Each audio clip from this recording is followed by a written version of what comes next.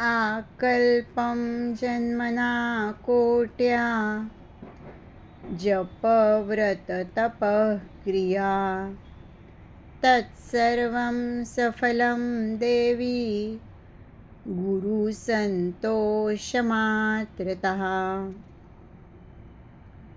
हे देवी पार्वती, केवळ गुरु संतुष्ट झाले तरीही कोटी कोटी जन्मांमध्ये केलेले जप, व्रत, तप आणि कर्मे सर्वच्या सर्व सफल होतात.